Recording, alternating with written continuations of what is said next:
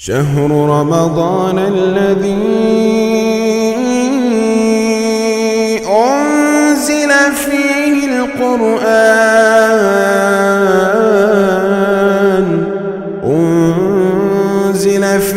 القرآن هدى للناس وبينات من الهدى والفرقان. بسم اللہ الرحمن الرحیم. قرآن حکیم کے چوتھے پارے کی تفسیر کا خلاصہ پیش کیا جا رہا ہے.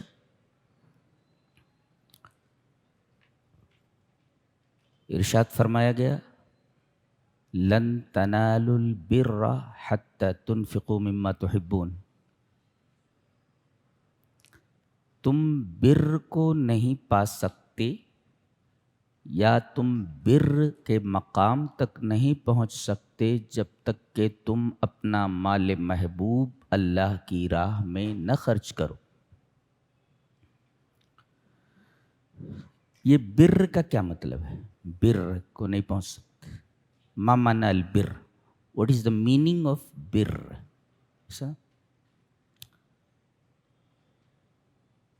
اصل میں بر مانے نیکی ہوتا ہے، نیکی، اور اسی سے ہے بر. بر مانے فرما بردار. حضرت یحییٰ علیہ السلام کے بارے میں کہا گیا برم بوالدیہ، اپنے والدین کے بڑے فرما بردار تھے. کون؟ حضرت یحییٰ. برن، اور برن کے معنی ہوتا ہے نیک کے.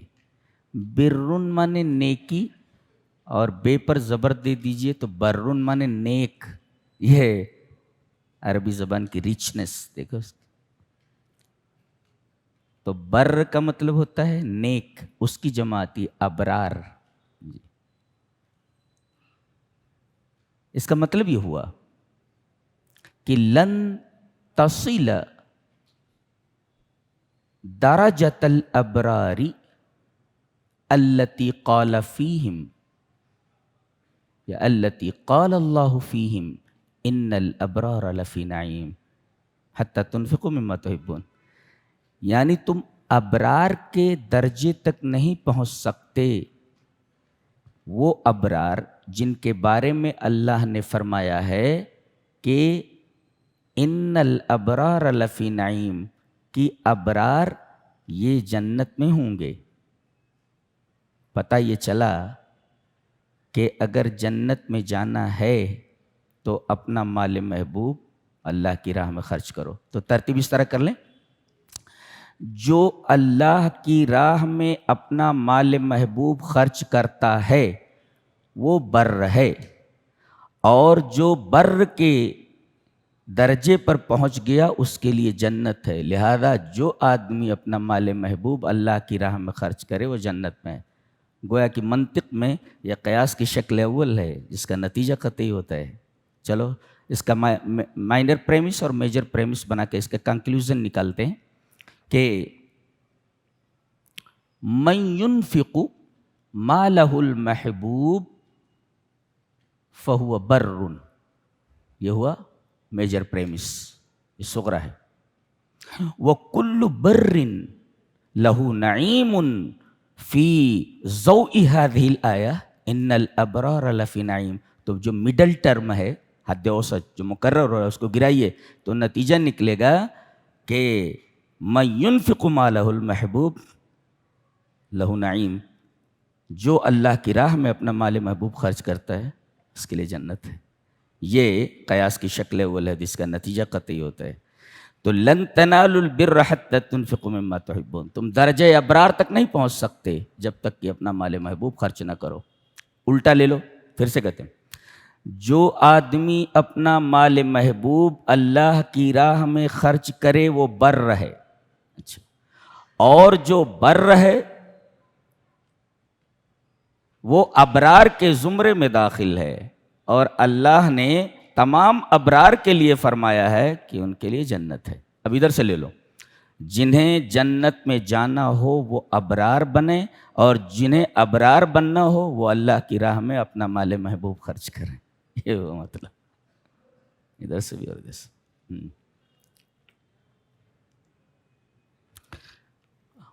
آگے بڑی شاندار بات کہی جا رہی ہے کہ وَكَيْفَ تَكْفُرُونَ وَأَنْتُمْ تُتْلَى عَلَيْكُمْ آيَاتُ اللَّهِ وَفِيكُمْ رَسُولُهُ. بہت غور سے سنیں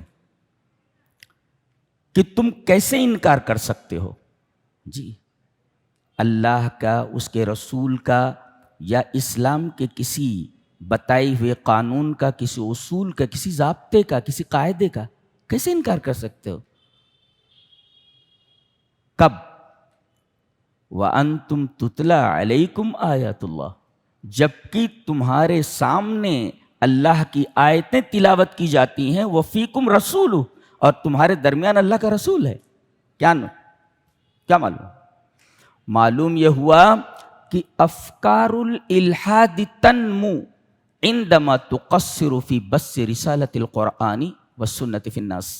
یہ ضابطہ ہے کہ اگر تم قرآن اور سنت کے پیغام کو پھیلانے میں کوتاہی کرو گے تو الحاد، ایتھیزم اور اسی طریقے سے جتنے بھی غلط افکار ہیں وہ پنپنے لگیں گے. یہ جو دنیا میں طرح طرح کے غلط افکار پنپ رہے ہیں، جنم لے رہے ہیں، ان کی بنیادی وجہ یہ ہے وَأَنْتُمْ تُتْلَى عَلَيْكُمْ آیَاتُ اللَّهِ وَفِيكُمْ رَسُولُهُ، کہ قرآن حکیم کو ان تک نہیں پہنچایا جا رہا ہے، عام نہیں کیا جا رہا ہے. بس کا مطلب ہوتا ہے سب تک پہنچا دینا. وَفِيكُمْ رَسُولُهُ، اور تمہارے درمیان اللہ کا رسول ہے، اس سے مراد سنت ہے.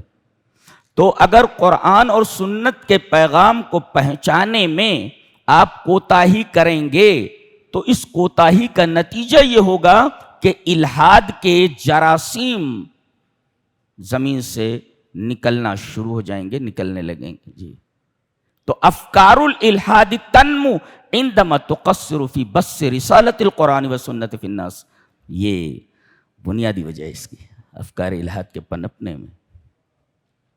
غلط باتیں معاشرے میں کب پنپتی ہیں؟ جب قرآن اور سنت کو وہاں سے نکال لیا جائے.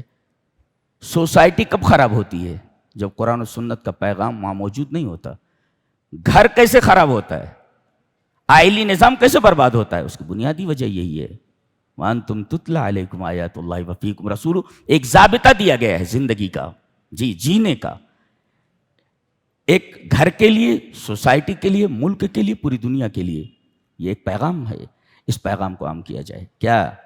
وَكَيْفَ تَكْفُرُونَ وَأَنْتُمْ تُتْلَى. انکار کی وجہ کیا ہے؟ وَكَيْفَ تَكْفُرُونَ، انکار کیسے کر سکتے ہو؟ وَأَنْتُمْ تُتْلَى، حال یہ ہے کہ تُتْلَى عَلَيْكُمْ آیَاتُ اللَّهِ وَفِيكُمْ رَسُولُهُ، کہ تمہارے سامنے اللہ کی آیات تلاوت کی جاتی ہیں اور تمہارے درمیان اللہ کا رسول موجود ہے. یعنی قرآن و سنت موجود ہونے کے باوجود تم کیسے انکار کر سکتے ہو؟ یہ جب موجود نہیں ہوں گے تب آدمی انکار کرتا ہے.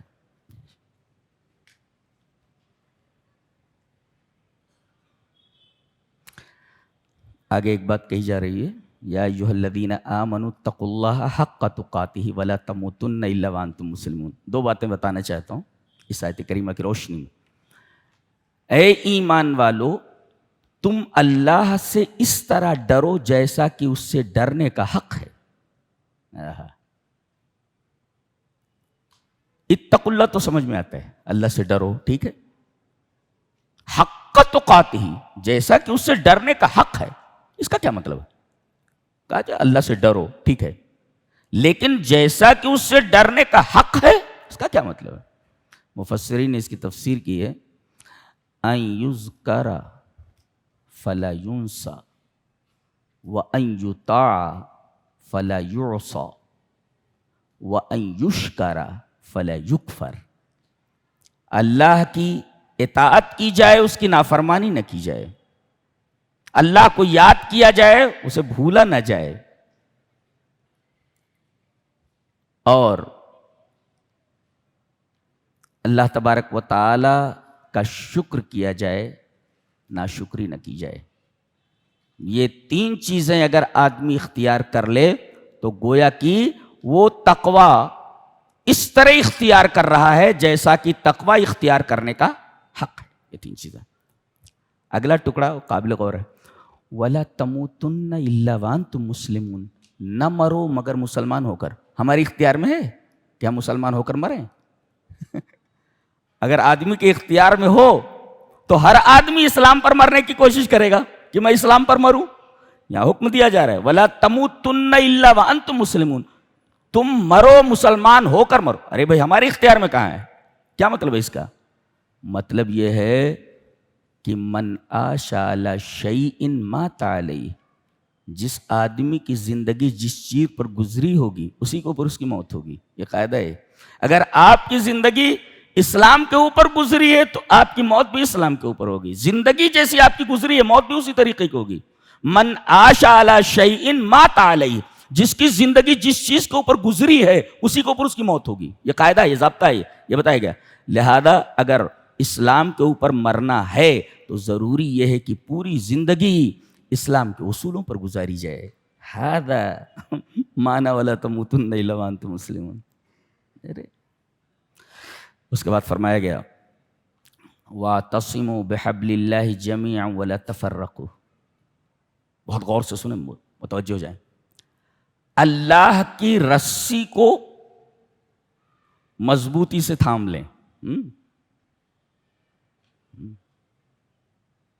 ایک ہے حبل اللہ, اللہ کی رسی. اس سے پہلے کیا کہا گیا یہ دیکھیں یہاں پر, قُلْ يَا أَهْلَ الْكِتَابِ لِمَ تَصُدُّونَ عَنْ سَبِيلِ اللَّهِ. یہاں حبل اللہ ہے, اللہ کی رسی, اور یہاں ہے سبیل اللہ, اللہ کا راستہ. دونوں کا معنی سمجھ لیتے ہیں. پہلے وہ سبیل اللہ کا معنی سمجھ لیں, پھر ادھر آتے ہیں. ما معنی سبیل اللہ؟ اللہ کا راستہ. اللہ کا راستہ کیا مطلب؟ اللہ کا راستہ, سبیل کی اضافت اللہ کی طرف کی گئی ہے.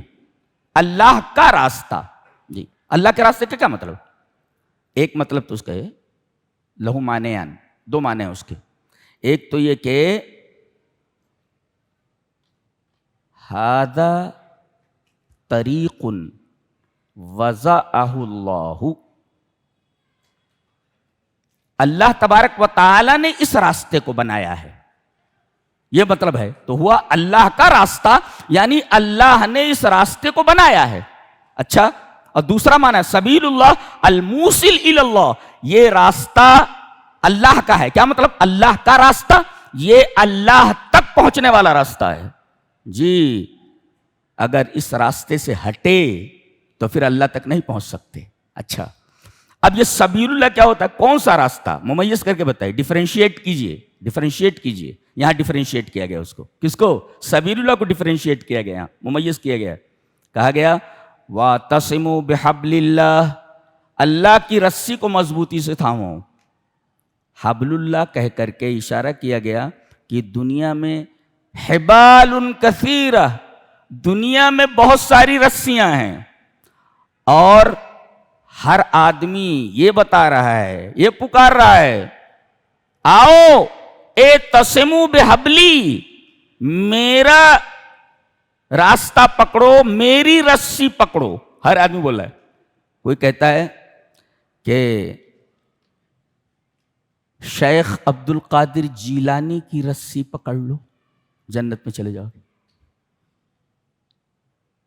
چشتی صاحب کی رسی پکڑ لو جنت پہ پہنچ جاؤ گے. فلاں شخصیت ہے بہت بڑی, اس کی رسی پکڑ لو جنت پہ پہنچ جاؤ گے. فلاں بزرگ ہے, ان کی رسی پکڑ لو جنت پہ پہنچ جاؤ گے. فلاں صاحب قبر ہے, اس کی رسی پکڑ لو جنت پہ پہنچ جاؤ گے.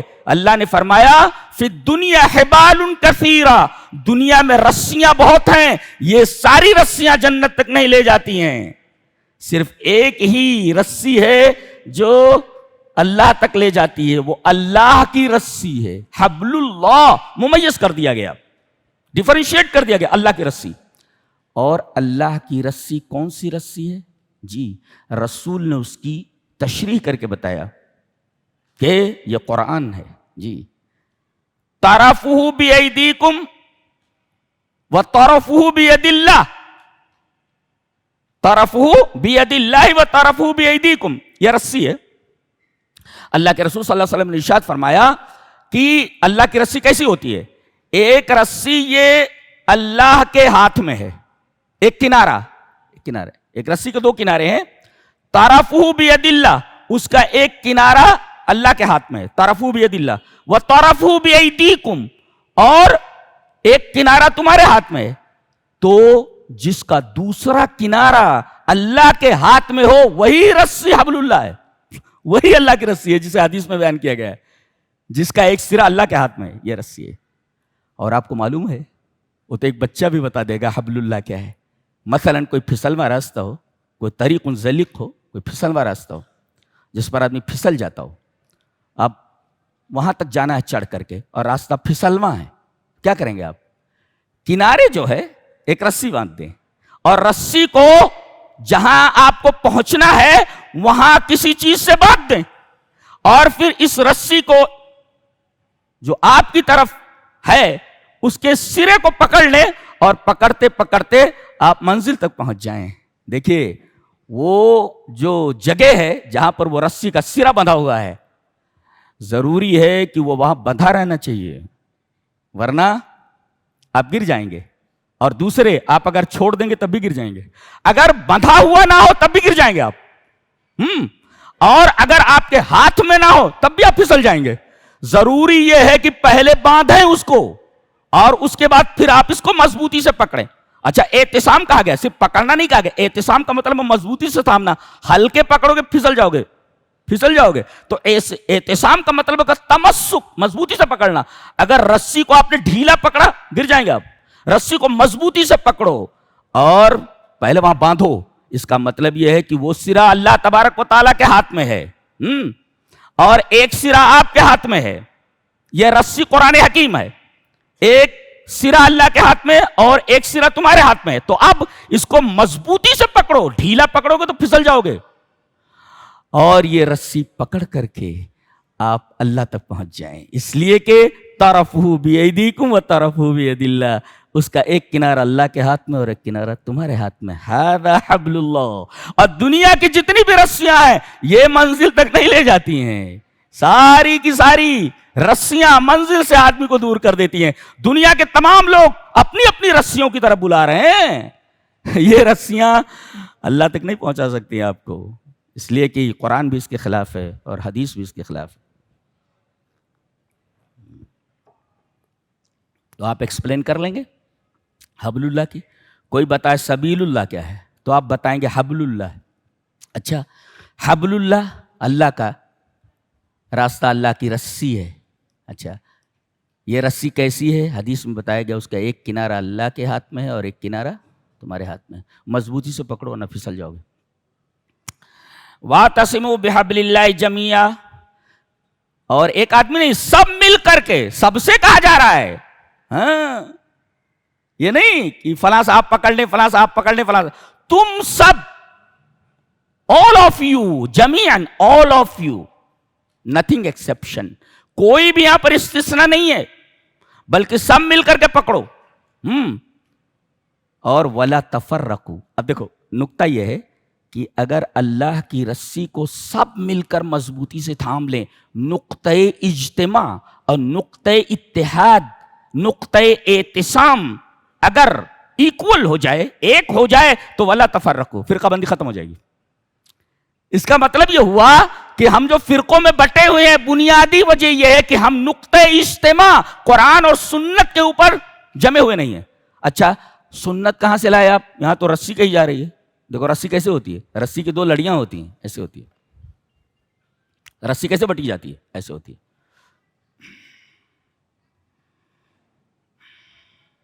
ایسے ہوتی ہے رسی، یہ رسی ہوتی ہے، یہ اس کی دو لڑیاں ہوتی ہیں، یہ قرآن ہے، یہ سنت ہے، ایک ٹیکسٹ ہے، اس کا ایکسپلینیشن ہے، ایک متن ہے، ایک شرح ہے، اس کی دونوں ایک دوسرے سے جدا نہیں ہو سکتے، متن اپنی شرح سے اور شرح اپنی متن سے کبھی جدا نہیں ہوتی، رسی دو لڑیوں کا نام ہے، لہذا رسالت القرآن و رسالت الحدیث کلاہما سیان، دونوں کے دونوں برابر ہیں، جی دونوں برابر ہیں۔ تو اب قرآن و سنت کو نقطہ اجتماع بنا لو کہ یہیں پر سب کو آ جانا ہے، جمیعاً، all of you، ادھر آ جاؤ، ولا تفرقوا، اختلاف فوراً ختم۔ گویا کہ مسلمان خود اختلاف کو ختم نہیں کرنا چاہ رہے، کیوں؟ اس لیے کہ وہ نقطہ اجتماع قرآن حکیم اور سنت کے اوپر نہیں آنا چاہ رہے، اس نقطے پر کوئی آنے کے لیے تیار نہیں، کیوں؟ اس لیے کہ انہوں نے الگ الگ رسیاں بنا رکھی ہیں، یہ وجہ ہے، یہ گمراہی کی وجہ ہے، یہ تفرق کی وجہ ہے۔ اور جہاں تفرقہ آ جائے وہاں پر جانتے کیا حالت ہوتی ہے اس قوم کی؟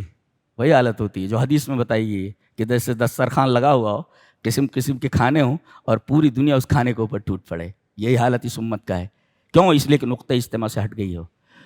بہت بڑا قانون بتایا گیا ہے. یہ قانون ہے. یہ اعتصام بحبل اللہ جمیعا، آل آف یو، کوئی بھی ادھر ادھر نہ جائے، نقطۂ اجتماع پر جمع ہو جاؤ. ولا تفرقوا، تفرقہ فوراً ختم. اس کا مطلب خود امت مسلمہ اس تفرقے کو ختم نہیں کرنا چاہ رہی ہے. کیوں؟ اس لیے کہ ان کے پاس الگ الگ رسیاں ہیں. یہ رسیاں کہاں سے آئیں؟ کس نے بنایا ان رسیوں کو؟ رسی تو ایک ہی ہے اللہ تک پہنچنے کے لیے، حبل اللہ. اور حبل اللہ کیا ہے؟ جس کا ایک سرا اللہ کے ہاتھ میں اور جس کا ایک سرا بندوں کے ہاتھ میں ہے، اور وہ قرآن و سنت ہیں. وہ دونوں، یہ ہے حبل اللہ. تم نے الگ الگ رسیاں بنا رکھی ہیں اور الگ الگ رسیوں کی طرف بلا رہے ہو. نقطۂ اجتماع تو تم نے خود ختم کر دیا وہاں، تو پٹو گے نہیں. دنیا میں تمہاری بربادی کی واحد وجہ یہی ہے کہ تم نے نقطۂ اجتماع کو چھوڑ دیا. وہاں سے تم ہٹ گئے ہو. تم وہ نقطے کو، پوائنٹ کو تم نے چھوڑ دیا ہے. اس کا جو نیوکلیس ہے وہاں سے ہٹ گئے ہو تم. وَاعْتَصِمُوا بِحَبْلِ اللَّهِ جَمِيعًا وَلَا تَفَرَّقُوا. اللہ اکبر. ہاں،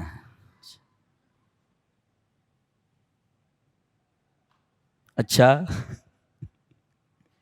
ایک نقطہ اور بتایا جا رہا، بڑا عجیب و غریب، کہ ٹھیک ہے ہماری رسی الگ ہے، ہماری رسی الگ ہے، ہماری رسی الگ ہے. یہ بہت پیاری بات کہنے جا رہا ہوں میں قرآن حکیم کی. یہ اس ٹکڑے کی روشنی میں بہت عجیب و غریب بات ہے. شاید آپ نے کہیں سنا نہ ہو.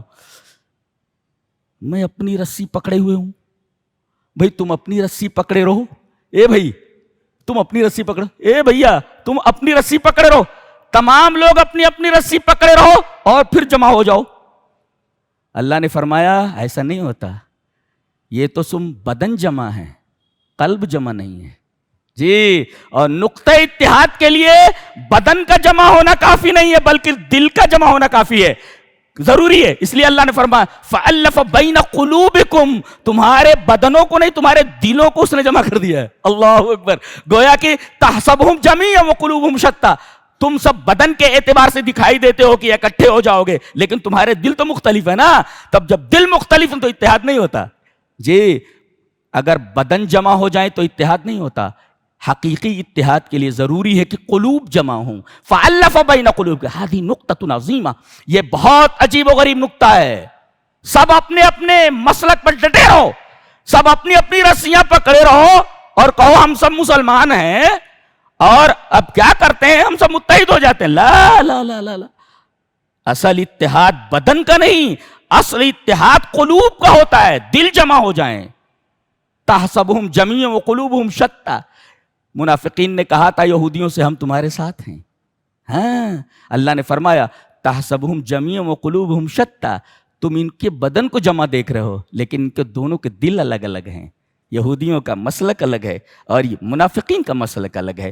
بظاہر یہ تمہارا ساتھ دے رہے ہیں لیکن وقت پڑنے پر ایک دوسرے کے ساتھ دینے سے گریز کریں گے، بھاگ جائیں گے. کتنی عجیب و غریب حقیقت بیان کی گئی ہے. اللہ،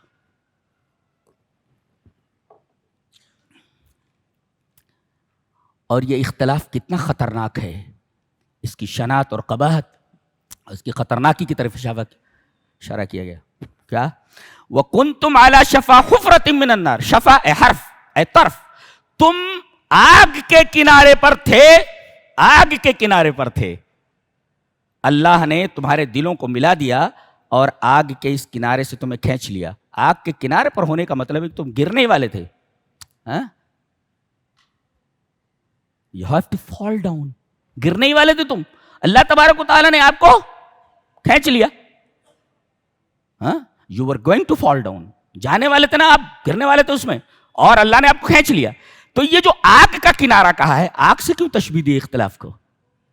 کہتے ہیں کہ اگر چوری ہو جائے تو گھر میں کچھ بچ جاتا ہے، کوئی اور چیز، کوئی اور حادثہ ہو جائے چیزیں بچ جاتی ہیں، لیکن اگر آگ لگ جائے تو کچھ نہیں بچتا ہے. جی، یہ اختلاف کچھ نہیں چھوڑتا ہے، سب تباہ کر کے رکھ دیتا ہے. یہ آگ کی طرح ہے. یہ آگ کی طرح کچھ چھوڑتا نہیں ہے. کہیں آگ لگی تھی نا ابھی، سرکشوں کو تباہ کر کے رکھ دیا اس آگ نے. لہذا آدمی کو نازا نہیں ہونا چاہیے. جی، بڑے بڑے ہیروز کہاں کے، ہالی ووڈ کے ہیرو بھیک مانگتے پھر رہے ہیں بیچارے. جی ہاں دے دے بابا اللہ کے نام پہ. یا حال ہے جی جی سب میرے رب کے ہاتھ میں ہے. مٹاتے دیر نہیں لگتی, ڈھیل دیتا ہے. ابھی قانون آگے آ رہا ہے وہ. وَلْتَكُن مِّنكُمْ أُمَّةٌ يَدْعُونَ إِلَى الْخَيْرِ وَيَأْمُرُونَ بِالْمَعْرُوفِ وَيَنْهَوْنَ عَنِ الْمُنكَرِ وَأُولَٰئِكَ هُمُ الْمُفْلِحُونَ. بتایا گیا کہ یہ اللہ کی رسی کو سارے لوگ مضبوطی سے تھامے رہیں, ڈھیلی نہ ہونے پائے. ڈھیلی نہ ہونے پائے. کیا کریں کہ ڈھیلی نہ ہو, اس کا طریقہ بتایا جا رہا ہے. کیا کتاب ہے. کوئی بھی شبہ ہوا فوراً شبہ کا جواب آگے بتایا جاتا ہے. کوئی طریقہ بتائیے کہ رسی کو ہم نے پکڑ لیا, اب یہ ڈھیلی نہ ہو, اس پر گریسپ جو ہے وہ مضبوط رہے, گرپ جو ہے وہ مضبوط رہے. کیسے, وجہ کیا ہے؟ کوئی ایسا طریقہ ہے کہ گرپ ڈھیلی نہ ہو؟ کہا کہ ہاں طریقہ ہے. وَلْتَكُن مِّنكُمْ أُمَّةٌ, تم میں سے ایک مخصوص جماعت ہونی چاہیے. امہ اے جماعت مخصصہ, اے جماعت مخصوصہ, ایک مخصوص جماعت مسلمانوں کی ایسی ہو جو یدعون الی الخیر, جو بھلائی کی دعوت دیتی رہے, ویامرون بالمعروف وینہون عن المنکر, جو بھلائی کا حکم دیتی رہے اور برائی سے روکتی رہے. علامہ ابن عثیمین رحمہ اللہ نے اس آیت کریمہ کی تفسیر اس طرح کی ہے کہ اس کے 3 مراتب ہیں. کس کے؟ دعوت کے 3 مراتب ہیں.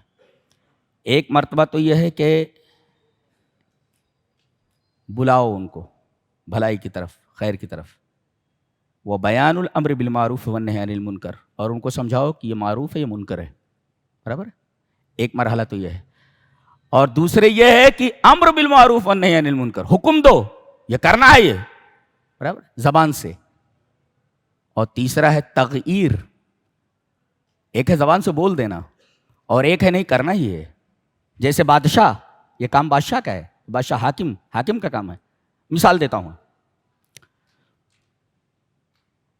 کچھ لوگ شراب پی رہے ہیں کسی جگہ پہ, مثال بڑی اچھی, یہ تینوں چیزیں آ جا رہی ہیں اس مثال میں. اس مثال کو یاد کرو, یہ تینوں باتیں سمجھ میں آئے, تینوں مراتب سمجھ میں آ جاتے ہیں. کچھ لوگ کہیں ایک جگہ پہ بیٹھ کر شراب پیتے ہیں. اب ایک صاحب جاتے ہیں اور ان سے کہتے ہیں کہ بھئی شراب مت پیو, ادھر آ جاؤ, شراب نہ پیو, آؤ مسجد کی طرف آ جاؤ یا فلاں جگہ آ جاؤ, کسی نیکی کی جگہ پر آ جاؤ. تو یہ آپ نے ان کو بھلائی کی طرف بلایا کہ یہ شراب پینا چھوڑ کر آؤ, ایک بھلائی کی جگہ ہے وہاں پر آپ کو بٹھا دیتے, چلیے وہاں قرآن کی تفسیر ہو رہی ہے, وہاں بیٹھ جائیے, شراب چھوڑ دیجیے. یہ تو آپ نے بھلائی کی طرف بلایا. یدعون الی الخیر, شراب پی رہے تھے, آپ نے لا کر کے انہیں نیکی کی جگہ پر بٹھا دیا. یہ یدعون الی الخیر, یہ بھلائی کی طرف بلانا ہوا. اور اب جب آ گئے تو اب امر مینس آرڈر, حکم دینا, یہ بھائی شراب پینا چھوڑ دو نا یار, شراب پینا چھوڑ دو نا یار. یہ دیکھیے دوسرا مرحلہ ہے امر بالمعروف والنہی عن المنکر کا. اور اس کے بعد یہ لوگ نہیں مانتے, پھر وہ جو ایم ایل اے ہے, جو حاکم ہے, وہ ان کو ڈنڈے سے منواتا ہے, پیو, لٹکا دیتے ہیں الٹا لٹکا دیتے ہیں. یہ تیسرا مرحلہ ہے تغییر کا, یعنی بدل دینا اس کو. ہمارے جو اسلاف تھے وہ کبھی بھی امر بالمعروف اور نہی عن المنکر کے اندر سستی نہیں کرتے تھے. بادشاہ وقت ہے, خطبہ دے رہا ہے, بیٹھ کر کے جمعہ کا کھڑے ہو کر کے بول رہے ہیں انظروا الی ھذا الخبیث یخطب قاعدا, ارے اس خبیث کو دیکھو کہ وہ بیٹھ کر کے خطبہ دے رہا ہے. اللہ, بادشاہ وقت کو ایک آدمی بول رہا ہے اس خبیث کو دیکھو کہ بیٹھ کر کے خطبہ دے رہا ہے, اس لیے کہ جمعہ کا خطبہ بیٹھ کر نہیں دیا جاتا, کھڑے ہو کر دیا جاتا ہے. رسول کی سنت یہی ہے. دیکھیے ایک منکر چیز دکھی اور ہمارے سلف نے سستی نہیں کی, فوراً ڈانٹ دیا اور سختی سے ڈانٹا. انظروا الی ھذا الخبیث, بخاری کی روایت ہے یہ, دیکھو اس خبیث کو, اس بدماش کو کہ یہ بیٹھ کر کے خطبہ دے رہا ہے. تو یہ نہی عن المنکر. گھر میں بھی ایسے ہی ہے, بیوی اگر نماز نہیں پڑھ رہی ہے بالکل آپ ڈانٹے, کھانا نہیں دیتے, چلی جا اپنے گھر چلی جا. یہ سختی ہے, یہ امر بالمعروف و نہی عن المنکر. اس لیے کہ جیسے حکمراں کو ولایت اور سلطہ حاصل ہوتی ہے, ایسے ہی گھر میں گھر کے نگراں کو سلطہ اور ولایہ حاصل ہوتی ہے، لہذا وہ فورس کر سکتا ہے. تو جو بلائے وہ داعی، اور جو سمجھائے وہ امر بالمعروف اور نہی عن المنکر کرنے والا، اور ایک تغییر کرنے والا زبردستی اس کو نافذ کرے. یہ قرآن کا قانون ہے، مان، نہیں تو نکل جائے یہاں سے. اللہ اکبر. آگے فرمایا گیا کنتم خیر امت اخرجت للناس تأمرون بالمعروف وتنہون عن المنکر. تم بہترین امت ہو.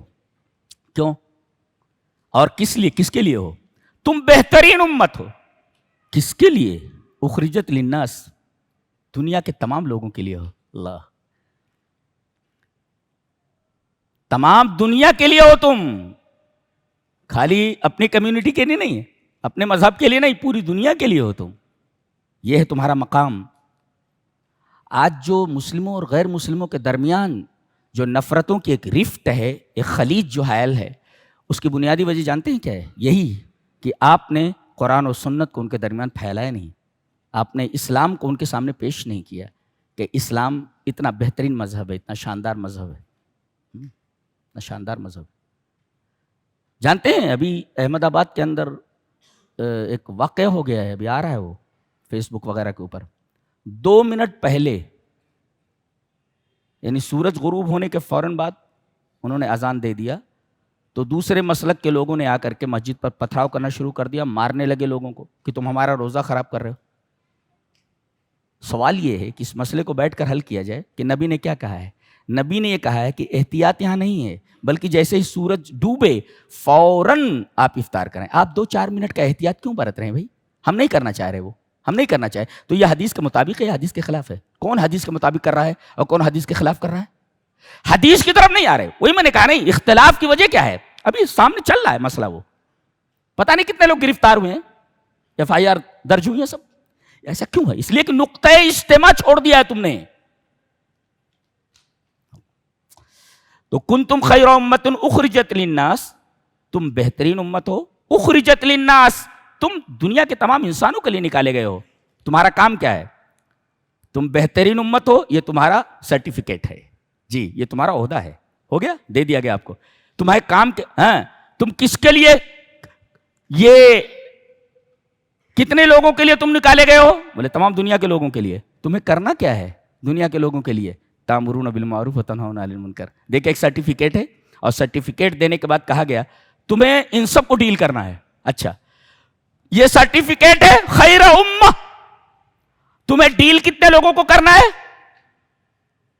تمام لوگوں کو. اخرجت للناس، تمام لوگوں کو، کمپنی کے تمام لوگوں کو. اچھا، کرنا کیا ہے؟ کیسے ڈیل کرنا ہے؟ ان کو کرنا کیا ہے؟ ان سے کیا کہنا ہے؟ بولے تامرون بالمعروف وتنہون عن المنکر.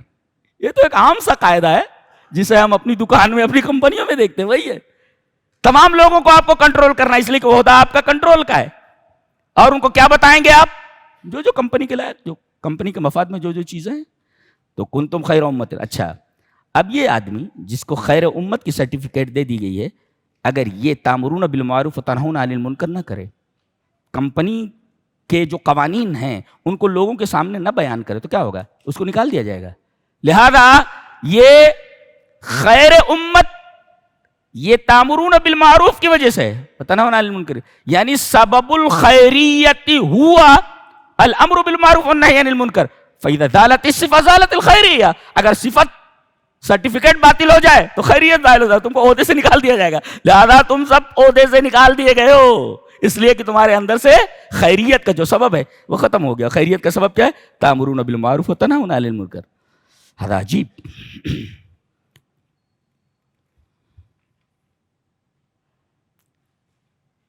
ایک مثال بڑی پیاری ہے. اب پڑھے لکھے سب بیٹھے ہوئے ہیں الحمدللہ. کوئی میرے بازو میں لائر بیٹھا ہوا ہے، کوئی لا کیے ہوئے ہیں نا یہاں، کوئی انجینئر بیٹھا ہوا ہے سامنے، دیکھو سب کوالیفائڈ ہیں، سب بیٹھے ہوئے الحمدللہ جی. تو ایک بڑی ہی گہری بات ہے ان کے لیے. کہا گیا مثل ما ينفقون في هذه الحیات الدنیا كمثل ريح فيها سر اصابت حرث قوم ظلموا انفسهم فاهلكت. اللہ اکبر.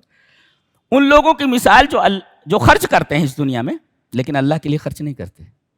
مثال دیکھو کیسی ہے، شاندار مثال.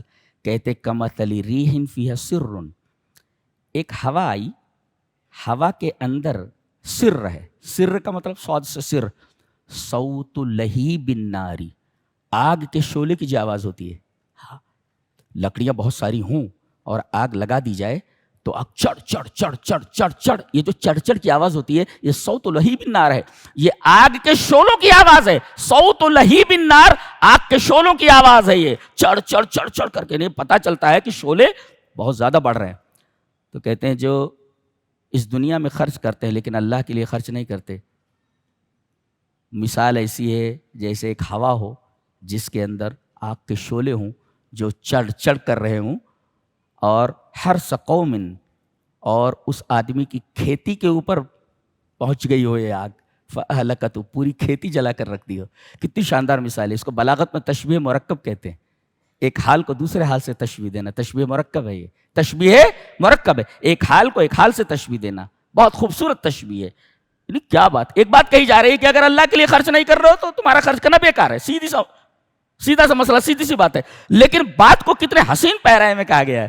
جو لوگ اس دنیا میں خرچ کرتے لیکن اللہ کے لیے خرچ نہیں کرتے کی مثال ایسے ہے جیسے ہوا ہو جس کے اندر آگ کے شعلے ہوں، اور یہ ہوا آگ کی لپٹ کے ساتھ، چڑچڑاہٹ کے ساتھ کھیتی کے اوپر آ جائے اور پوری کھیتی کا ستیہ ناش کر دے. ایسے ہی جو تم نے مال غیر اللہ کی راہ میں خرچ کیا ہے وہ اسی طریقے سے جل کر کے برباد ہے. اس کی کوئی اہمیت نہیں ہوتی، ختم ہو جاتا ہے جیسے وہ کھیتی جل کر کے ختم ہو گئی. ایک سیدھی سی بات کو کتنے حسین انداز میں کسی حسین پیرائے میں بیان کیا گیا، تعریف نہیں کی جا سکتی، تعریف نہیں کی جا سکتی. تشبیہ مرکب ہے یہ.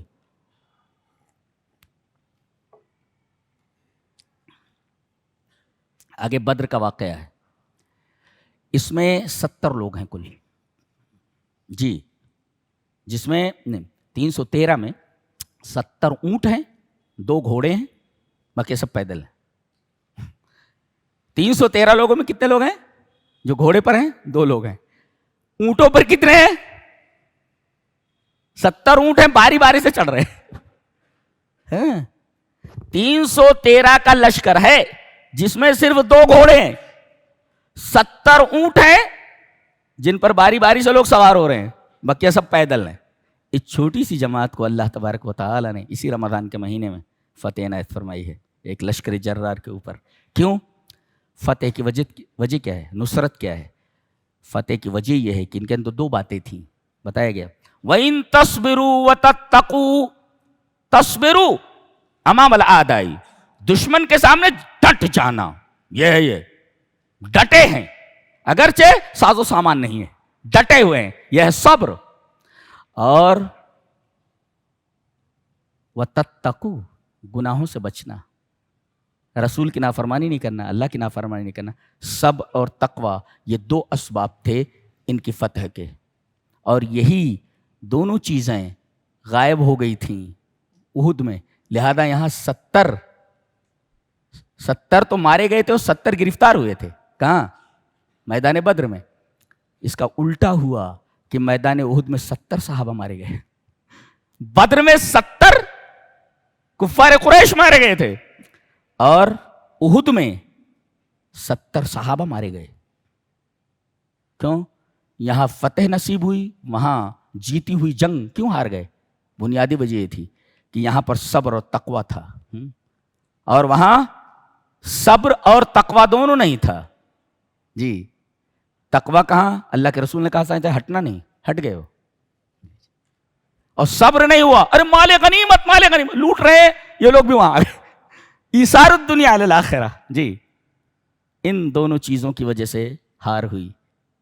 اور جانتے ہیں میدان بدر میں اللہ کے فرشتے آئے، میدان احد میں نہیں آئے تھے. جی، میدان احد میں نہیں آئے تھے. اللہ اکبر. اچھا، یہ فرشتے کیوں آتے ہیں؟ اس کی 2 وجہ ہیں. النصر، یہ ہوتا ہے اصل میں یہ بتانے کے لیے ہوتا ہے کہ النصر بِأَعْدَاءِ اللہ، کہ اللہ کے دشمنوں پر فتح دی جا رہی ہے، تم کو مدد دی جا رہی ہے. یہ فرشتے آ گئے ہیں. فرشتوں کا آنا اس بات کی دلیل ہے کہ اللہ کے دشمنوں پر تم کو فتح دی جا رہی ہے. اور دوسرے فرشتے کیوں آتے ہیں؟ تطمین المؤمنین مومنوں کو اطمینان دلانے کے لیے الا ان اللہ معہم کہ اللہ ان کے ساتھ ہے. فرشتوں کو بھیجا تو وہ ساتھ میں نہیں ہے جی. تو گویا کہ دو وجہوں سے نصرت آتی ہے. ایک تو فرشتے آتے ہیں, ایک تو دشمنوں پر مدد کے لیے, اور دوسرے یہ کہ مومنوں کو اطمینان دلانے کے لیے کہ اللہ ان کے ساتھ ہے. یہ دونوں باتیں یہاں پر موجود تھیں صبر اور تقوی کی وجہ سے. لہذا بدر میں زبردست کامیابی حاصل ہوئی, فتح حاصل ہوئی, اور میدان احد میں یہ دونوں چیزیں نہیں تھیں, اس وجہ سے جیتی ہوئی جنگ ہار گئے. اللہ. لہذا بلا ان تصبروا وتتقوا ویاتوکم من فورہم ھذا یمددکم ربکم بخمسۃ آلاف من الملائکۃ مسومین. صبر اور تقوی کی بنا پر فرشتے آئیں گے. یہ بتاؤ. تو گویا کہ جنگ بدر اور جنگ احد دونوں کے اسباب ہزیمت اور اسباب فتح آپ کے سامنے آ گئے.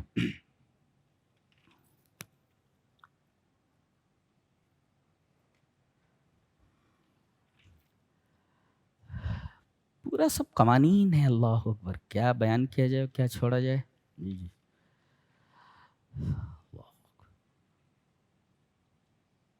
آگے جو ہے یہ اللہ تبارک و تعالیٰ نے شہداء کا ذکر فرمایا ہے کہ جو اللہ کی راہ میں شہید ہو جاتے ہیں ان کا مقام کیا ہوتا ہے. کہا گیا کہ وَلَا تَحْسَبَنَّ الَّذِينَ قُتِلُوا فِي سَبِيلِ اللَّهِ أَمْوَاتًا بَلْ أَحْيَاءٌ عِندَ رَبِّهِمْ يُرْزَقُونَ. جو اللہ کی راہ میں قتل کر دیے گئے انہیں مردہ مت کہو, بل احیاء عند ربهم يرزقون, بلکہ وہ زندہ ہیں اپنے رب کے پاس روزی پا رہے ہیں. دیکھو یہاں ٹھہر کر ہم چند باتیں بتانا چاہتے ہیں اس سلسلے میں کہ جو اللہ کی راہ میں قتل کر دیے گئے ان کو مردہ نہ کہو, پھر کیا کہا جائے, شہید کہا جائے. شہید کیوں کہا جاتا ہے یہ بولو.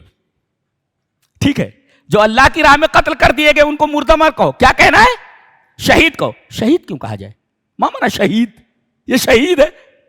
ابن تیمیہ رحمہ اللہ نے اس کا جواب دیا ہے کہ سم الشہداء, ان کو شہداء کیوں کہا گیا, لأنہم یشہدون ملکوت اللہ, اس لیے کہ اللہ تبارک و تعالیٰ کی بادشاہت کو اپنی آنکھوں سے دیکھتے ہیں. اللہ انہیں اپنی بادشاہت کا نظارہ کراتا ہے. یہ اتنے بڑے لوگ ہوتے ہیں. ملکوت السماوات والارض, اللہ کے ملکوت کو, اللہ کی بادشاہت کو دیکھتے ہیں. یہ یشہدون ملکوت اللہ, یہ ابن تیمیہ کا تفسیر ہے کہ شہید کو شہید کیوں کہا جاتا ہے, لأنہم یشہدون ملکوت اللہ, اس لیے کہ وہ اللہ کی بادشاہت کو اپنی آنکھوں سے دیکھتے ہیں. ہم نے کہاں دیکھا ہوا ہے, حضرت ابراہیم علیہ السلام کو اللہ نے دکھایا دنیا میں. جی, یہ شہید مرنے کے بعد دیکھتے ہیں. اور ایک ہستی ایسی ہے جس نے دنیا ہی میں ملکوت اللہ کو دیکھا, ملکوت السماوات کو دیکھا ہے, وہ حضرت خلیل ہیں. اور جناب محمد رسول اللہ صلی اللہ علیہ وسلم معراج میں دیکھا آپ نے. مردہ نہیں ہے, کون ہے, زندہ ہیں. اچھا, کیسے زندہ ہیں, فرمایا کہ عند ربہم, اپنے رب کے پاس زندہ ہیں. یہ دیکھیں سوال کا جواب, کیسے زندہ, بولے کہاں زندہ ہیں, اپنے رب کے پاس زندہ ہیں. بات ختم ہو گئی نا. دنیا میں نہیں زندہ ہیں, کہاں زندہ ہیں, اپنے رب کے پاس. لہذا جب کہہ دیا گیا کہ زندہ ہیں کہاں, اپنے رب کے پاس, اس کا مطلب کہ دنیا میں نہیں زندہ ہے, وہ اپنے رب کے پاس زندہ ہے. یہ مطلب ہے اس کا. اچھا, تو وہ دنیاوی زندگی حاصل نہیں ہے ان کو, بلکہ ان کو برزخی زندگی حاصل ہے.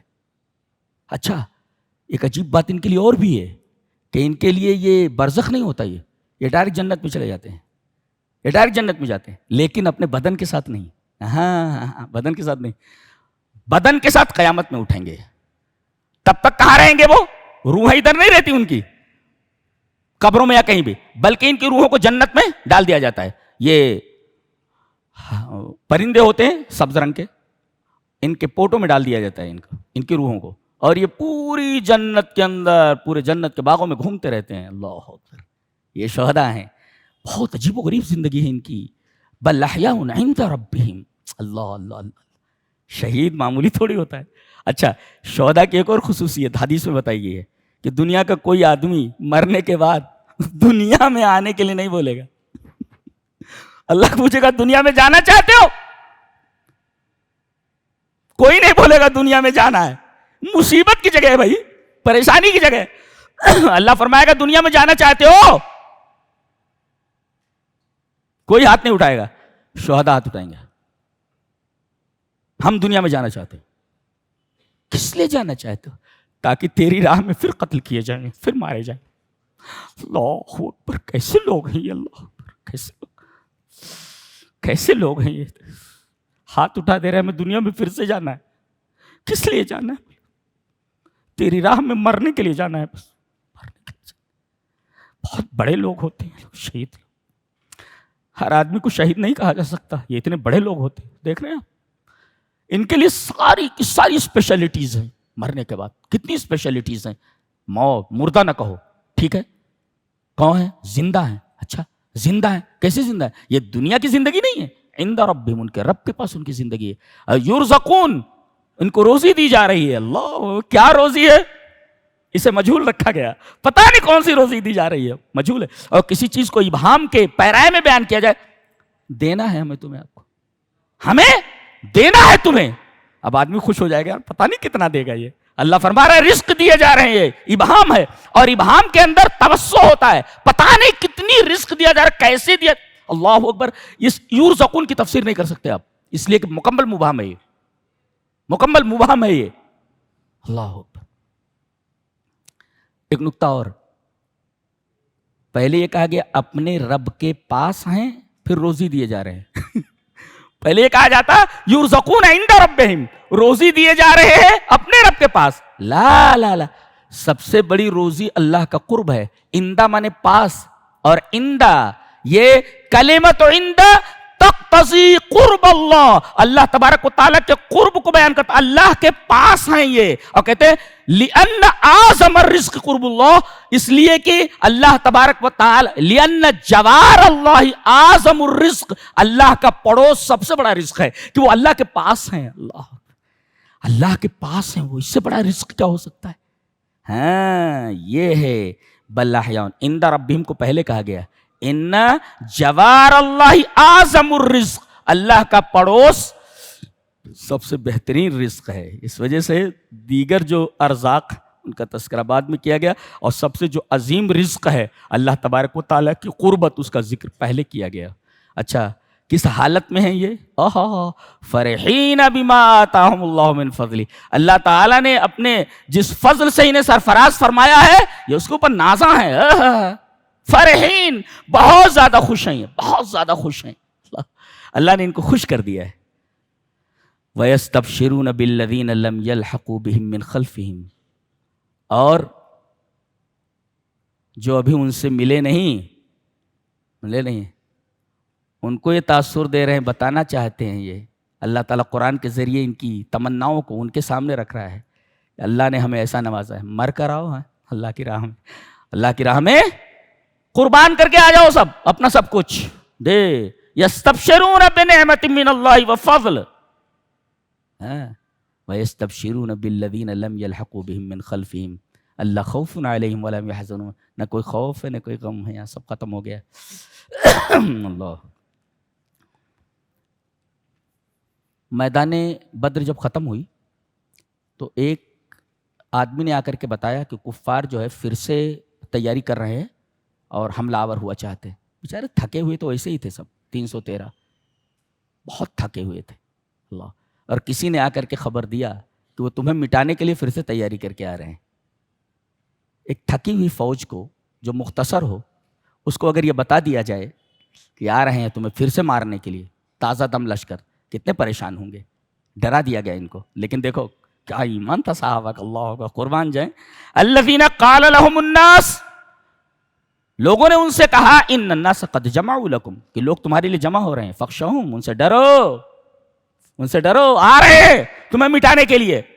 کہتے ہیں فزادہم ایمانا، بجائے ڈر کے ان کا ایمان بڑھ گیا، اور انہوں نے ایک ہی بات کہی جو محمد صلی اللہ علیہ وسلم اور حضرت خلیل نے کہی ہے، وقالوا حسبنا اللہ ونعم الوکیل۔ ایک مفسر کہتا ہے اذا ارہبک الناس فردد ما قالہ محمد واصحابہ، جب تم سے یہ کہا جائے کہ لوگ تمہیں مٹانے کے لیے آ رہے ہیں، جب لوگ تمہیں ڈرائیں تو تم وہی بات کہو جو محمد اور ان کے صحابہ نے کہا ہے صلی اللہ علیہ وسلم، ورضوان اللہ علیہم. کیا؟ حسبنا اللہ و نعم الوکیل، ہمارے لیے اللہ کافی ہے اور سب سے بہترین کارساز وہی ہے. تو جب کوئی ڈرائے تمہیں تو تم یہی کہو جو محمد صلی اللہ علیہ وسلم اور اللہ کے خلیل ابراہیم نے آگ میں جاتے وقت اور صحابہ نے کہا ہے کہ حسبنا اللہ، ہمارے لیے اللہ کافی ہے. دیکھ لیں گے، دیکھ لیتے ہیں جی، ہمارے لیے اللہ کافی ہے. اللہ جس کے لیے کافی ہو جائے اس کیا کہنے اس کے لیے. ہاں اللہ. ایک قانون بتایا جا رہا ہے، وَلَا يَحْسَبَنَّ الَّذِينَ كَفَرُوا أَنَّمَا نُمْلِي لَهُمْ خَيْرٌ لِأَنفُسِهِمْ إِنَّمَا نُمْلِي لَهُمْ لِيَزْدَادُوا إِثْمًا. ایسا قانون کبھی پڑھے ہیں؟ دیکھیں. بولوں موت کا تذکرہ چل رہا ہے. چلیے ابو الدرداء کا قول اس آیت کریمہ کی روشنی میں پیش کر دیتا ہوں. قال ابو الدرداء رضی اللہ تعالیٰ عنہ ما من مؤمن الا والموت خیر له. کوئی مومن ایسا نہیں ہے کہ موت اس کے لیے بہتر نہ ہو. ہر مومن کے لیے موت بہتر ہے. موت بہتر ہے. کیوں؟ آیت سے استدلال کر رہے ہیں. مما عند اللہ خیر للابرار. اللہ کے پاس جو کچھ ہے وہ ابرار کے لیے بہتر ہے. تو دنیا میں جو کچھ ملا ہے وہ اتنا اچھا نہیں، اللہ کے پاس جو ہے وہ سب سے بہتر ہے. لہذا مومن کے لیے جو بات کہی کہ موت اس کے لیے بہتر ہے، اس لیے کہ سب سے بہترین خیر تو اللہ کیا موجود ہے، لہذا مومن کے لیے موت سب سے بہتر ہے. بولے تو خیر اللہ، کتنا عجیب نکتہ ہے یہ. اور ایک صاحب تو اور لکھ رہے کہ یہ تو مومن کی بات کر رہے ہو، اب کافر کے لیے بھی موت بہتر ہے. ہاں لکھتے ہیں ما من نفس برۃ و فاجرۃ الا والموت خیر اللہ. کہ اگر کوئی مومن ہو یا کافر ہو دونوں کے لیے موت بہتر ہے. دونوں کے لیے موت بہتر ہے. مومن کا تو سمجھ میں آیا کہ اللہ کے پاس جو کچھ ہے وہ کبھی ختم ہونے والا نہیں، وہ بہتر ہے، وہ تو جلدی سے وہاں پہنچ جائے جو بہتر ہے اس کے لیے. کافر کے لیے بہتر ہے موت. کیسے؟ اس کی وجہ بتائی گئی. انما نملی لہم خیر لانفسہم. خیر لانفسہم کیوں؟ اس لیے کہ اگر ان کو موت دے دی گئی ہے بہتر کیوں ہے؟ اس لیے کہ اگر ان کی زندگی اور بڑھا دی گئی تو ان کے گناہ میں اضافہ ہوتا رہے گا. لہذا ابھی مر جانا بھائی، بہت سارے اور گناہ کرنے سے بہتر یہ کہ ابھی چلا جائے یہاں سے، خس کم جہاں پاک، بولے تو یہاں سے نکل جا. خیر لانفسہم کیوں؟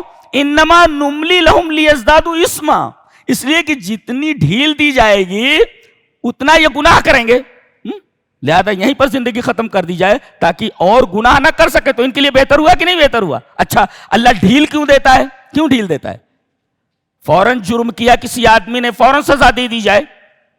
اس کی وجہ بتائی جا رہی ہے. لو اجل اللہ عقوبۃ کل ظالم لما تجرأ علی الظلم احد فهو ابتلاء والابتلاء لہ اجل. بڑی پیاری بات کہی ہے مفسر نے اس آیت کریمہ کی روشنی میں کہ اگر اللہ ظالم کو فوراً سزا دے دے، مثلا یہ جرم اس نے کیا فوراً پکڑ لیا اللہ نے، تو دنیا میں کوئی کسی پر ظلم کرے گا ہی نہیں، ہر ظالم ڈرے گا. اور یہ دنیا آزمائش کی زندگی ہے، آزمائش ہے یہ، اور آزمائش میں ڈھیل دی جاتی ہے، ڈھیل دی جاتی ہے. اللہ جب آزماتا ہے تو آزمائش میں ڈھیل ہوتی ہے. یہ نکتہ ہے ڈھیل دینے کا. کیوں؟ اس لیے کہ اگر فوراً پکڑ لے تو دنیا میں کوئی ظلم کرے گا ہی نہیں، سارے اچھے ہو جائیں گے، سارے اچھے ہو جائیں گے. یعنی پیپر آؤٹ کر دیا گیا تو پھر امتحان کا مطلب کیا ہے؟ جی یہ نکتہ بتایا، بہت گہرا نکتہ ہے، بہت ہی گہرا نکتہ ہے. یہودیوں کی ایک بدماشی یہاں ذکر کی جا رہی ہے. بدترین مخلوق دنیا روئے زمین پر، اور حیرت مجھے اس بات پر ہے یہ انبیاء کے اولاد ہے. لقد سمع اللہ قول الذین قالوا ان اللہ فقیر ونحن اغنیاء. اللہ نے ان لوگوں کی بات سن لی ہے جو یہ کہتے ہیں کہ ہم غنی ہیں اور اللہ فقیر ہے. ایک مفسر نے لکھا کہ اس آیت کو ایک بچی نے سنا، تسمع طفلہ، ایک بچی اس آیت کو سنتی ہے کہ یہودی کہتے ہیں کہ اللہ فقیر اور ہم غنی ہیں، چھوٹی سی بچی بولتی ہے یہ غنی ہے من اغناہم، ان کو دولت کس نے دی؟ ایک بچی اعتراض کر رہی، ٹھیک ہے بھائی اللہ فقیر ہے، برابر ہے، آپ غنی ہیں، یہ جو مال آپ کے پاس آیا من اغناہم، دیا کس نے ہے؟ یہ دیا کس نے؟ یہ بچی سوال کر رہی ہے، ایک چھوٹی سی بچی ان کی اس بےہودہ اور بوسیدہ ذہنیت کے اوپر سوال کر رہی ہے، کیا کہ کہتے ہیں اللہ فقیر اور ہم غنی ہیں، تو یہ جو مال تمہارے پاس ہے جس کی وجہ سے تم غنی ہوئے ہو، یہ غنا کس نے تمہیں عطا کیا؟ یہ مالداری کس نے عطا کی؟ ایک بچی پوچھ رہی ہے جس کے سوال کا جواب ان کے پاس نہیں ہے. جی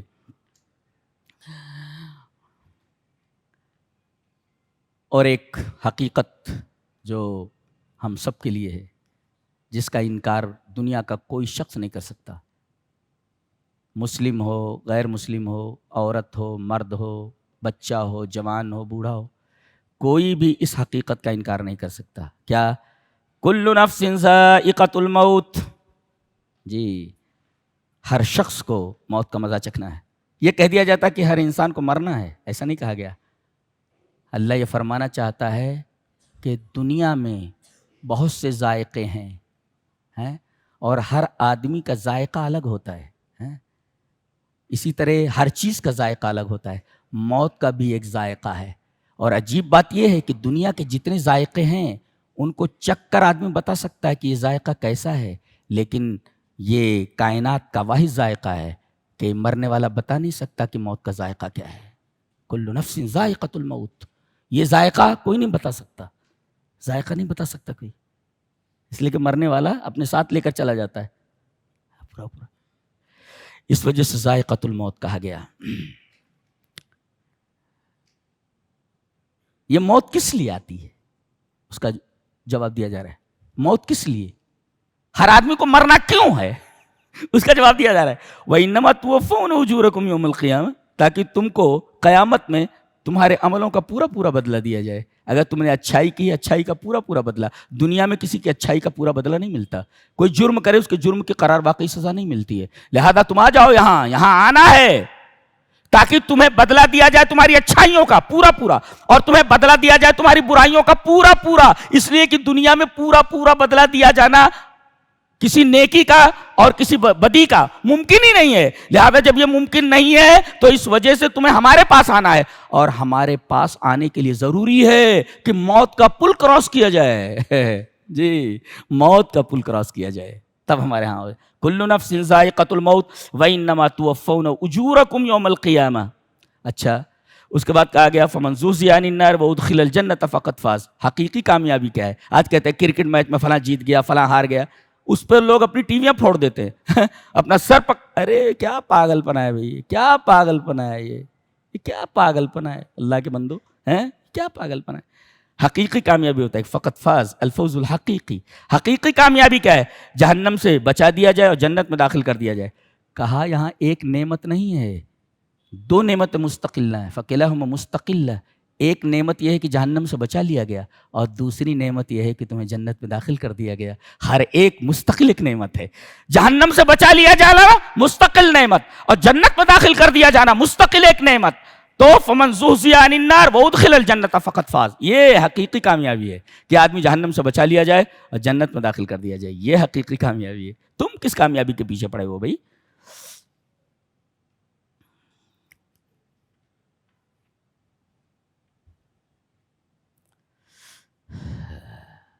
کہتے ہیں کہ عالم کا دل اللہ کے سامنے جب نہ جھکے، عالم کے سامنے عالم کا دل اذا لم یخشع قلب العالم للہ فلأنہ یاکل بدین اللہ. اگر عالم کا دل اللہ کے سامنے خوف سے نہ جھکے تو پھر وہ دین کو بیچ کر کے کھانے میں لگ جاتا ہے. دعا تعویذ کی دکان کھول لیتا ہے، لاؤ 10 روپے کی ایک تعویذ ہے، 10 روپے کی تعویذ. فَلْيَنَّهُ يَأْكُلُ بِدِينِ اللَّهِ. یہ وَاشْتَرُوا بِهِ ثَمَنًا قَلِيلًا. یہ بہت بڑی مصیبت ہے، یہ بہت بڑی مصیبت ہے. اس کے بعد فرمایا گیا کہ ایک ہے ذکر ایک ہے فکر. جی ان فی خلق السماوات والارض واختلاف الليل والنهار لآیات لأولی الالباب الذین یذکرون اللہ قیاما وقعودا وعلی جنوبہم ویتفکرون. دیکھو الذین یذکرون اللہ ویتفکرون، دیکھو ذکر اور فکر دونوں کو ایک ساتھ ذکر کیا گیا، اور لیکن ذکر کو پہلے لایا گیا، فکر کو بعد میں لایا گیا. ذکر کو پہلے لایا گیا کیوں؟ اس پر ایک مفسر لکھتا ہے کہ یہ فکر کے اوپر جو ذکر کی تقدیم ہے، اس کو جو پہلے لایا گیا ہے ذکر کو، کہتے ہیں کہ ان العقل لا يتبصر ولا يهتدي ما لم يتنور بنور ذکر اللہ. آدمی کی عقل یعنی جسے وہ سوچتا ہے، فکر، آدمی کی عقل ہدایت یاب نہیں ہو سکتی، اسے راستہ نہیں مل سکتا جب تک کہ وہ اللہ تبارک و تعالی کے ذکر کی روشنی سے منور نہ ہو جائے. گویا فکر کے لیے ضروری ہے کہ وہ ذکر کی روشنی سے منور ہو. اگر کوئی فکر ایسی ہو جو ذکر کی روشنی سے منور نہ ہو تو ایسی فکر آدمی کو غلط روٹ کے اوپر ڈال دے گی، غلط راستے کے اوپر ڈال دے گی. تو ان العقل لا يتبصر ولا يهتدي ما لم يتنور بنور ذکر اللہ. اللہ اکبر. اسی وجہ سے ذکر کو پہلے لایا گیا اور فکر کو بعد میں لایا گیا. یہ نکتہ ہے یہاں پر. اچھا، تو گویا کہ ذکر اور فکر دونوں ضروری ہے. نبی کریم صلی اللہ علیہ وسلم تہجد کے بعد باہر نکلتے اور آسمان کی طرف دیکھتے اور کرتے. ایسا دیکھا کرو کبھی کبھی نکل کر کے. اب تو لوگ فلیٹوں میں رہتے ہیں ایسے، جیسے وہ چوہے دانیاں ہوتی ہیں اس میں بند رہتے، کہاں سورج اور کہاں آسمان اور کہاں کیا. چوہے دانیوں میں بند ہے، کبوتری خانے میں.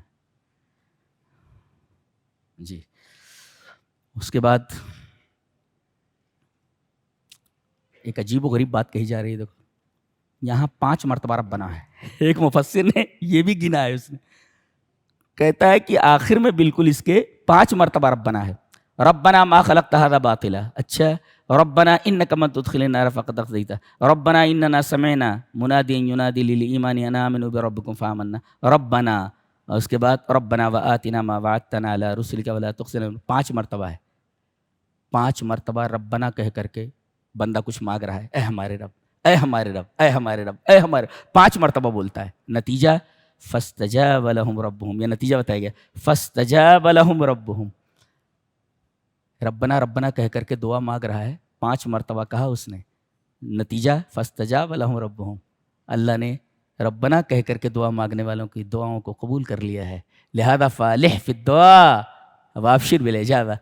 لہذا کثرت سے دعا کرو اور اجابت کی امید رکھو. اجابت کی امید رکھو کہ اللہ قبول کرے گا ضرور، اس لیے کہ اللہ تبارک تعالیٰ نے خود کہا ہے کہ مجھ سے دعا کرو. ایسا نہیں ہوگا کہ اللہ تبارک تعالیٰ کسی چیز کی لالچ دے اور اسے پورا نہ کرے. یہ تو دنیا میں ہوتا ہے کہ آدمی کسی چیز کی لالچ دے دیتا لیکن پورا نہیں کرتا. اللہ تبارک تعالیٰ یہ کہے کہ دعا کرو، لالچ دے دے، دعا کرو اور پھر قبول نہ کرے، ایسا ہوتا ہی نہیں ہے. اس لیے دنیا میں ہوتا ہے کہ کوئی کسی چیز کی لالچ دے دے اور اسے پورا نہ کرے، اسے محروم کر دے. ایسا نہیں ہوتا، ایسا نہیں ہوتا. اللہ کیا بات ہے یار. 5 مرتبہ سبحان اللہ یاد رکھنا. 5 مرتبہ ربنا، اور ربنا کا نتیجہ بتایا گیا فاستجاب لهم رب. اچھا، اس کے بعد ایک عورت بڑی مفکرہ تھی، وہ اسی آیت پر ایمان لے آئی ہے. کیا؟ انی لا اضیع عمل عامل منکم. تم میں سے کسی بھی عمل کرنے والے کے عمل کو اللہ ضائع نہیں کرے گا. من ذکرن او انثی، چاہے وہ مرد ہو یا عورت ہو. اس آیت کو پڑھ کر کے وہ مسلمان ہو گئی کہ اللہ تبارک و تعالی سب کے لیے، یعنی لیس العبرۃ بالاخلاص لا بالجنس. اللہ تبارک تعالیٰ کے ہاں اعتبار اخلاص کا ہے، جنس کا نہیں ہے کہ چاہے مرد ہو یا عورت ہو. اللہ تبارک تعالیٰ اخلاص کو دیکھتا ہے، اس کی دعا کو دیکھتا ہے. مرد بھی دعا مانگے اللہ قبول کرتا ہے، عورت بھی دعا مانگے اللہ قبول کرتا ہے. تو العبرۃ بالاخلاص لا بالجنس. اللہ کے ہاں اعتبار اخلاص کا ہے، جنس کا نہیں. اس پر یہ تفسیرہ ہے ایک مفسر کا.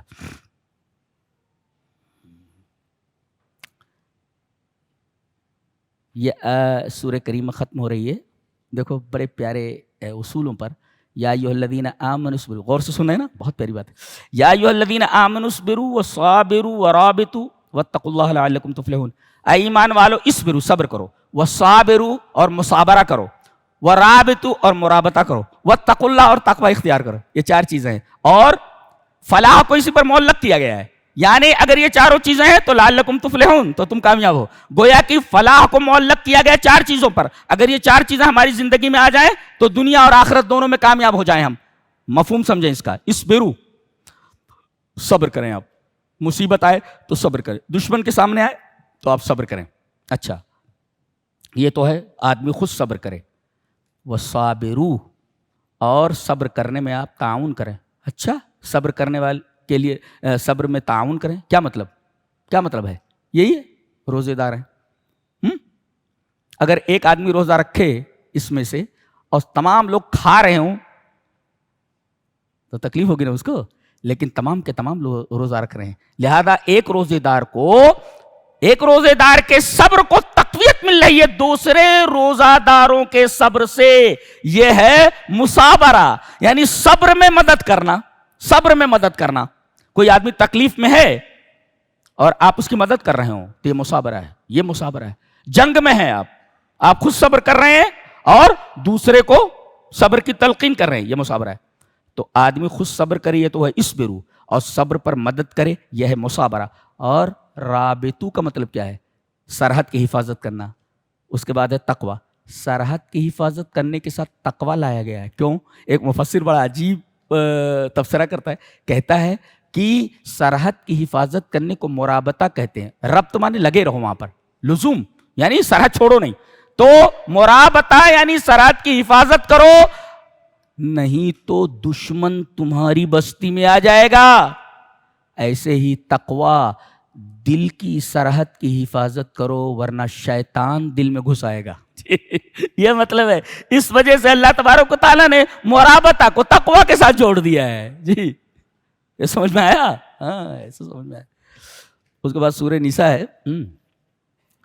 कहते हैं कि लड़कियों को और औरतों को इस्लाम में कोई मकाम अता नहीं किया गया है। खाली यही पढ़ लें, आयत मवारिस पढ़ लें, 3 आयत मीरास पढ़ लें।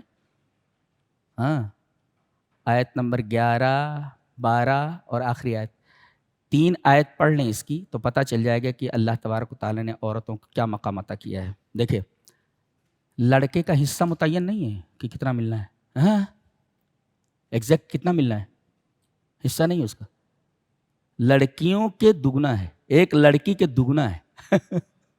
एक लड़की के दुगना, यानी लड़के का हिस्सा नहीं बताया गया, लड़की का हिस्सा बताया गया। देख रहे हैं आप? फरमाया गया कि अगर लड़की एक है तो प्रॉपर्टी का आधा हिस्सा दे दिया जाएगा। लड़कियां अगर 2 हैं या 2 से ज्यादा हैं तो 2/3 में सबको बराबर बराबर मुशातरतन दे दिया जाएगा। और अगर ये लड़की लड़के के साथ आ गई तो लड़के का 2 हिस्सा, लड़की का 1 हिस्सा। ये है अल्लाह। ये 3 हालतें बेटी की, मय्यत की बेटी की। क्या? अगर कोई नहीं है तो लड़की का आधा हिस्सा, पूरी जायदाद का आधा हिस्सा ले लेगी वो। और अगर 1 से ज्यादा बहनें हैं तो 2/3 में सब बराबर बराबर ले लेंगे, 2/3 में। अच्छा, और अगर भाई के साथ आ गई, मय्यत का बेटा भी है, तो 2 हिस्सा लड़के का, 1 हिस्सा लड़की का। लड़के का हिस्सा नहीं बताया गया, लड़की का बताया गया। वह इन कानत वाहिदतन फलहा निस्फ, अगर लड़की 1 है तो निस्फ है। हाँ, 1/2 है इसका हिस्सा बताया गया, उसका हिस्सा मुतय्यन है, लड़के का हिस्सा मुतय्यन नहीं। अजीब बात तो ये तो लड़की है ये। इससे आगे बढ़े थोड़ी दूर जा करके, पोती अगर 1 है तो उसका भी निस्फ है जायदाद में। पोतियां अगर 1 से ज्यादा हैं तो 2/3 में तमाम पोतियां ले लेंगी। और अगर पोते के साथ आ जाए तो 2 हिस्सा पोते का, 1 हिस्सा पोती का। अल्लाह अकबर, यानी पोती को भी हिस्सा मिल रहा है, पोती को भी अल्लाह ने हिस्सा दिया है। अच्छा, मां की 3 हालतें जी। ये देखिए, सुलुस मिलता है 1/3 और 2 हालतों में 1/6 मिलता है। देखिए, मां भी महरूम नहीं, लड़की है ना वो जी। इसी तरीके से मां शरीक बहन अगर 1 है तो सुदुस है, ये बताया गया। अल्लाह अकबर। ये देखें आप, वइन काना रजुलुन यूरसु कलालतन अव इमरातुन व लहु अखुन औ उख्तुन फलिकुल्लि वाहिदिन मिनहुम सुदुस। अगर 1 बहन है, मां शरीक बहन का हिस्सा बताया जा रहा है 1/6। और सगी बहन अगर है, अगर कोई ना हो तो आधी जायदाद बहन की हो जाएगी। जी, आधी जायदाद बहन की है। भाई के साथ आ जाए तो वही लिज़कर मिस्ल हज़्ज़िल उन्सयैन, 2 हिस्सा भाई का, 1 हिस्सा बहन का। اللہ اکبر. اور اگر باپ شریک بہن ہے تب بھی اگر کوئی نہ تو آدھا حصہ اس کا ہو جائے گا, جائیداد کا آدھا حصہ. اللہ اکبر. یعنی بہنوں کے نانی کا حصہ موجود ہے, دادی کا حصہ موجود ہے. نبی کریم صلی اللہ علیہ وسلم نے فرمایا اگر ماں موجود ہے تو محجوب ہو جائے گی, لیکن اگر ماں موجود نہیں ہے تو نانی کا 1/6 اور دادی کا 1/6. اللہ, دادی کا بھی حصہ, نانی کا بھی حصہ, ماں کا حصہ, بیٹی کا حصہ, پوتی کا حصہ, سگی بہن کا حصہ, باپ شریک بہن کا حصہ اور ماں شریک بہن کا حصہ. اللہ اکبر. تمام جتنی عورتیں ہیں سب کا حصہ اللہ نے متعین کیا ہے. ہاں اتنا کہہ سکتے ہیں آپ ڈبل کیوں ہے لڑکے کا؟ ارے بھائی تیری تو 5 انگلیاں گھی میں اور سر کڑھائی میں ہے تیرا, ہے شوہر کے پاس جائے گی وہاں مہر لے گی اور پورا خرچہ شوہر برداشت کرے گا, تیرے کو خرچ کرنا کہاں ہے؟ خرچ کرنا تو بندے کو ہے, تو لہذا اس کو ڈبل دے دیا گیا. تو ابھی انصاف کے مطابق ہے بھائی, انصاف کے خلاف کہاں ہے؟ انصاف کے خلاف کہاں ہے؟ برابر دے دیا جاتا اگر تو انصاف کے خلاف ہوتا, تو انصاف کے خلاف ہوتا. اس کو کہیں ملتا نہیں ہے, ان کو تو ہر جگہ مل رہا ہے, ان کو تو ہر جگہ ملتا ہے.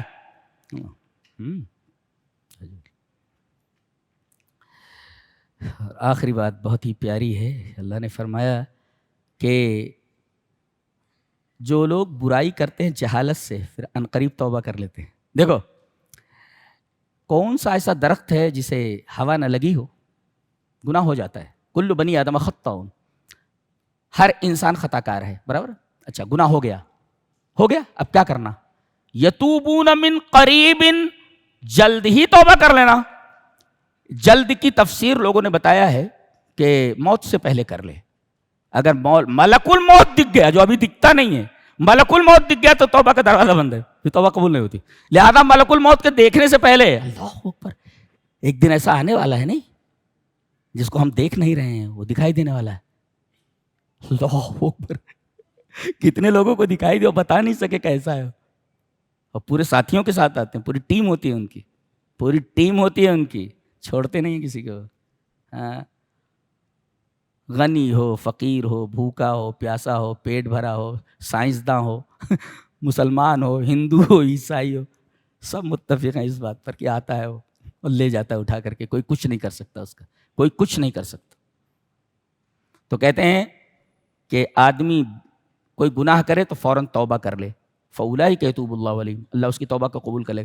یہ جہالت سے توبہ کرنے کا کیا مطلب ہے؟ کہ کل من عصی اللہ فہو جاہل, جو اللہ تبارک و تعالیٰ کی نافرمانی کرے وہ جاہل ہی ہوتا ہے. اچھا عالم اگر گناہ کرے تو وہ بھی جاہل ہی ہے. کیوں؟ اس لیے کہ غور سے دیکھیں, عالم جانتا ہے وہ گناہ کرتا ہے, وہ گناہ کرتا ہے تو وہ بھی جاہل ہے. کیوں؟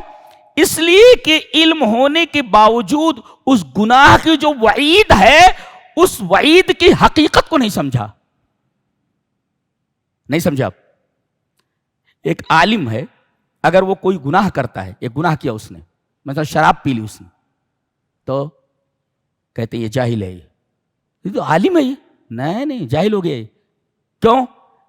اس لیے کہ اس نے گناہ کیا تو جاہل ہو گیا. جاہل کیوں کہا گیا؟ وہ تو عالم ہے. اس لیے کہ وہ جو گناہ اس نے کیا ہے اس گناہ پر جو وعید ہے, کتنی سزا اس کو ملنے والی ہے, کیا ہونے والا ہے اس کے ساتھ, اس سے لا علم ہے. وعید کی حقیقت سے ناواقف ہے, تو وعید کی حقیقت سے جاہل ہے, سو یہ جاہل ہے. فلسفہ ہے یہ, اسے جو ہے ذہن میں رکھیں. اس کے بعد عورتوں کی فضیلت اور عورتوں کی اہمیت اور ان کے مقام کو واضح کرتے ہوئے کہا گیا پہلے عورت بھی وراثت میں آ جاتی تھی.